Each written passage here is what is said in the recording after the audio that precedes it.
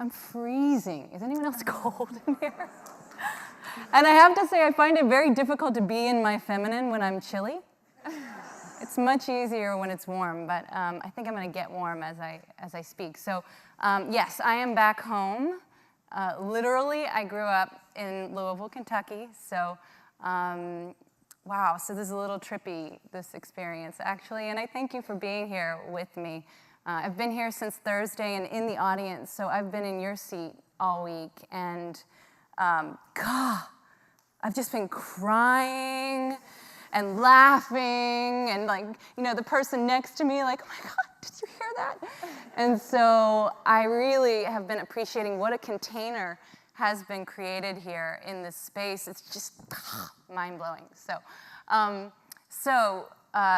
to use the alchemy of this container, I'm just going to tell you a story about integration that I experienced. So 2006, I was working and living in New York City and working in advertising, and by many measures, I had like this awesome career and was on the fast track. I was an executive at this advertising agency and working with some of the biggest brands on the planet, and miserable, okay? Like completely unhappy in that deep, hungry ghost kind of way that we heard about this morning.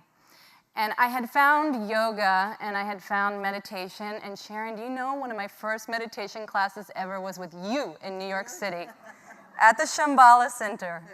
Yeah, that was, actually I think that may have been my first actual class. So this is really another beautiful circle completing.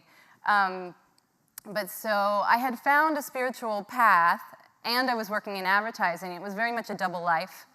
And I was awakening to the fact that my values and the values of the culture and the system that I was working within were completely at odds and becoming increasingly more so. And there was a series of like comical events, because the universe has a great sense of humor, where like I had become vegetarian and immediately I was asked to be on the Outback Steakhouse pitch. And I was like, oh. And at the time, I wasn't drinking alcohol, and then they put me on the vodka pitch, and I was like, ah. Oh. And then the final straw on the camel's back was I had become very alarmed at the environmental crisis, and I was asked to be on a pitch for ExxonMobil. So I went through with the pitch, and we won, and the very next day, I mean, I kid you not, the next day I walked into my boss's office and quit. So it's like the classic hero's journey. So I'm now launched into the woods. I'm like, what am I going to do? I'm going to become a yoga teacher. Yes. I'm going to become a meditation teacher. Yes. But the universe had other plans for me. And so after wandering for a few years, it's never as fast, the plan, as you would like. But I had a vision in 2009. And I have never shared this vision publicly. And so this is kind of beautiful that I feel comfortable doing that here, but I was sitting in the back of a cab driving away from New York City, probably to the airport. I don't remember where I was going, but all of a sudden, I looked up, probably from my phone, and I could see my face in the plexiglass behind the driver. But it wasn't my face, this face, it was this radiant, goddess-like face. It was the face of woman, capital W. And behind this face was Wall Street. So truly reflected behind my face were the buildings of Wall Street. And all of a sudden, a download, like I knew instantly that I had to become a woman who could bring the feminine into Wall Street, representing the current economic system. And I was overtaken, as one is, by a vision. I was like, I know what I need to do. Now how to do it. How to do it. And I knew I needed to become completely transformed as a woman in order to match or meet or somehow subdue, I wasn't sure, those hyper masculine. And by this, I have to, like, I don't mean just because I'm a woman and there are lots of men working on Wall Street, forget gender, but the out of balance masculine that is our current economic system. I knew I must be transformed. And so I launched myself into a journey inside. I was already sort of there, but at this point I knew that there was going to be no integration of the masculine and the feminine in my work until there was an integration of the masculine and feminine in me, within me. So this is a whole nother talk for another time, but I realized I had a crisis of the feminine, that I had been born a woman, but I'd never been taught what the feminine was. And even a lot of my spirituality was yoga and Vedanta traditions that don't really allow a lot of space for the feminine in some ways. And so I had to really learn what the feminine was and what it felt like within me and how it was expressed. So I became a mother. That helped, that process. And yes, I birthed a daughter, and that helped. I began to dance. I read everything I could find. I started playing with herbs and doing things that felt kind of witchy. I was like reintegrating my feminine, and it began to work. And then I realized that my masculine had completely, was like dominating. Like I had internalized an experience of my masculine, especially when I went to work. So when I went to work, I became like really efficient and like goal-oriented and structured and very clear and very linear and rational. And this is what the culture demands, right? This is how I had learned to succeed, to win in this culture. And so even though I had integrated my feminine, I was like much more feminine outside as a mother and outside of work. The minute I started working, like I'd sit at the computer and be like, ha! Like all of a sudden I was like in my masculine again. And so I had to really work with my inner masculine. I had a toxic masculinity dominating my now healthy feminine. Sounds like what's happening in the world, right? So long story short, I don't claim to be any kind of an expert, but I have spent a lot of time with a lot of teachers working on a balance of my inner masculine and feminine so that when I step into a culture where there is an imbalance, I can work with that, just in the way that I'm being in that space. It's very tantric practice, essentially. So when I'm in a space where there's an unhealthy masculine, the only thing that can balance an unhealthy masculine is healthy feminine, right? And the only thing that can balance unhealthy feminine, which we also find, I find a lot in like nonprofit world, for example, or even a lot of my activist friends. So an unhealthy feminine can be balanced by healthy masculine. Yes, exactly. So this is the alchemy of the work that I'm doing. What does it look like? Well, you can imagine. I call myself a futurist because it opens the door, because it's very hard to talk about what I do anymore. And I do in a way. I mean, they asked me to talk about the future. I will in a minute. But there will be no future. This is my position as a futurist right now. We are on the brink. There will be no future if we don't figure out this balance. For me, it's the masculine and the feminine, but it's expressed in many different ways. But this is the balance that we have to find if we want there to be a future. So,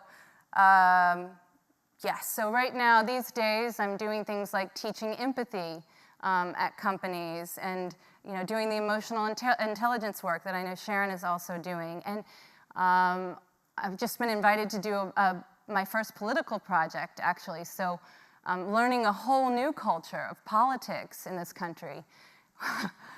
And yeah, I know, at night I'm just like, salt baths, shake it off, shake it off.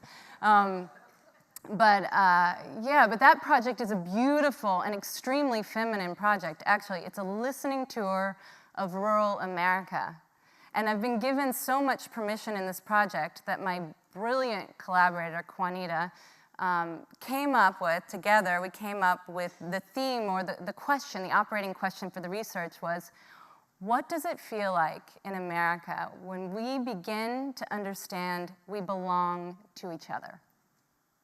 That's it. That's the question we're taking into America. And we're being paid to do it by a big foundation. And so I bring a message of hope from the corporate world and from now the political world, that there is a readiness, that there are cracks in the armor, you know? It's like there's an opening happening, and it's not just Me Too. I think Me Too was like happened because of this readiness, and it's asking for a lot of us to step in with new ideas, new businesses, new organizations, new ways of being, new teachings, old teachings, actually. The old teachings, please. But we're getting invited into spaces where we hadn't been in the past. And I have, what it looks like in practice is like, the word courage is really, for me, what it comes down to. So it takes courage to do this work of integrating the feminine into the current system, because the current system is right now, it's like we live in the matrix, right? The culture of toxic masculinity that we live in, all of us, and we were all born into it, honestly, is so pervasive that we have to go counterculture in order to break the patterns that are operating right now. And so it takes courage. It takes courage to sit in the awkwardness. This is like, frequently my job is just to interrupt meetings. You know, like, it's just to slow it down, or to ask a question, or to challenge some way of being that we all come to accept as the way it is. And I have funny stories about what that actually looks like. I think it's like even the tiniest things can make a big difference when you're interrupting a system of power. And I guess I'll end on the future. I've got 6 seconds to tell you about the future. I'll sum it up in these 2 words. This is 3 words, okay. The modern ancients. We are the modern ancients. So not only are we integrating the masculine and feminine, but we've heard it so much on this stage this week, this primordial, elemental, this deep way of being, like the spirit of the depths and the spirit of the times, right? We're not gonna regress, we're not gonna go back to certain ways of living, but we can call on that wisdom, and we have to. Rinpoche said it this morning, we have to be the modern ancients. So that's my vision for the future right now. It's just, what does that look like? What does that conjure for you? Thank you. Thank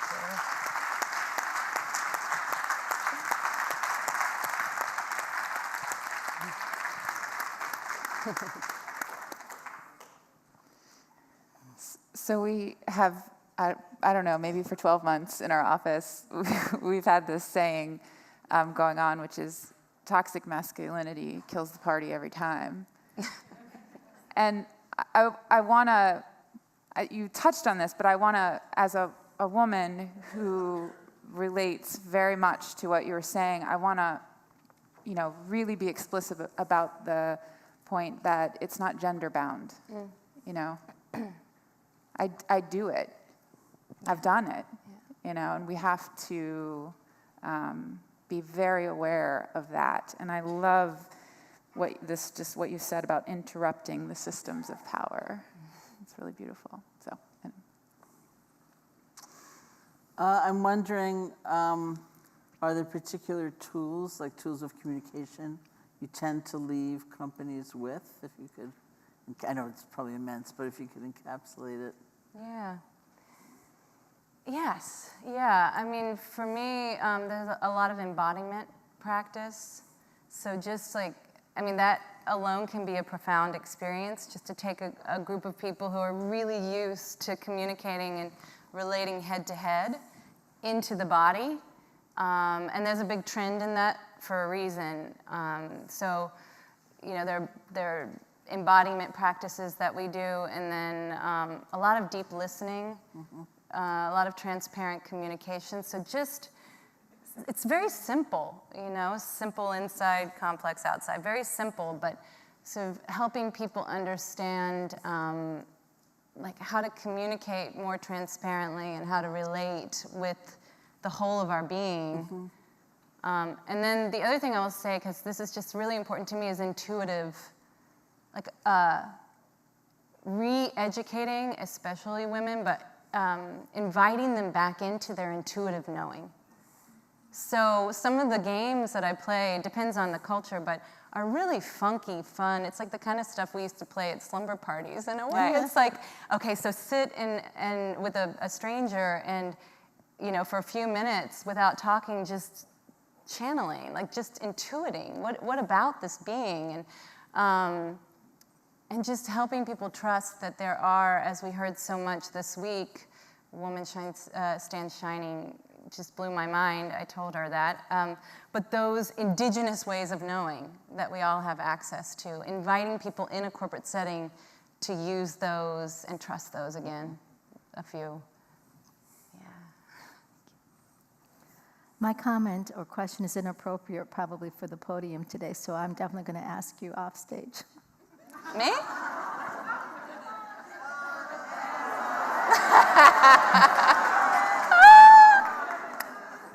Seriously. The problem is I lead with my heart and sometimes I don't think. Wow. So let's just say, let me ask it this way and then we can continue the conversation later. Do you think you will ever consult for the White House? Oh, whoa.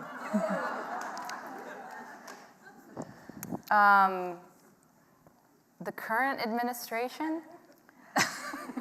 I think any administration would benefit from someone like you, Oh, thank you. but especially the current. Yeah. Oh. I will say this, like one of the things that, thank you, it's just, for many years, especially when I was deep in my spiritual explorations, I still am, but like most of my friends are spiritual people and activists. And so I'm frequently like the person at the potluck who works in the corporate world or like the square. And I'm like, I mean, really, when you see some of the friends, you'd be like, I really feel square and I kind of hide what I do sometimes, or I have in the past. I mean, especially amongst activists, like they think I'm a spy or something if I actually admit that I work at, you know, with these companies. And what I've learned is it's like, look, we got to bring the light into these places, you know? And every time you do, we were talking about this earlier, you know, I did a big climate summit at a social media giant a couple years ago. And like, did we actually achieve the objectives of making the social media giant more attentive to the climate crisis? I don't think so. But I know that the vibration, like the experience and the one-on-one relationships that were created over 2 days of that meeting changed some people within that company. So I'll go anywhere. That's good.